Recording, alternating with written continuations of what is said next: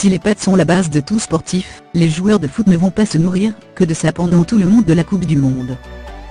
Pendant toute la compétition, 8 cuisiniers sont au fourneau pour nourrir les joueurs des 32 équipes présentes. Les menus sont très stricts et pas question de faire des écarts. Mais alors, mis à part les pâtes, que vont manger nos joueurs? Ce qu'il faut savoir, c'est que les joueurs de football mangent 2 fois plus que nous, assure Matt Bronström, le chef cuisinier de l'équipe de Suède. Mis à part les pâtes présentes à chaque buffet, chaque pays a le droit à son plat traditionnel. Les Suédois aiment manger des boulettes de viande, les Suisses se nourrissent de fromage, les Panaméens ont fait importer leur soupe traditionnelle appelée le sancocho. Les Polonais, eux, profitent de leur régime traditionnel, qui colle avec celui de la Russie.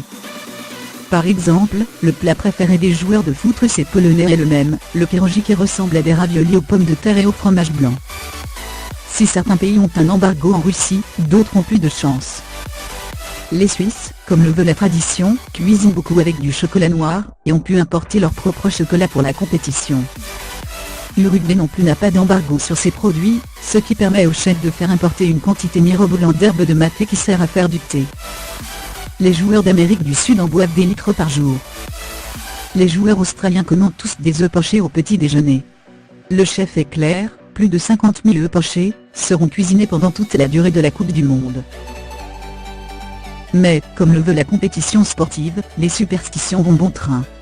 L'équipe de Suède, par exemple, mange beaucoup de brioches fourrées à la pâte d'amande, appelée sanla, car il y a 16 ans, l'équipe avait battu la Moldavie en ayant mangé ça avant le match. Depuis, les joueurs en mangent avant chaque match. La seule règle d'or des cuisiniers est de ne surtout pas tenter de nouveaux plats, dont les joueurs ne sont pas habitués. Ils pourraient faire une mauvaise réaction. Lorsque les joueurs ne sont plus en course, les chefs peuvent leur cuisiner ce qu'ils veulent.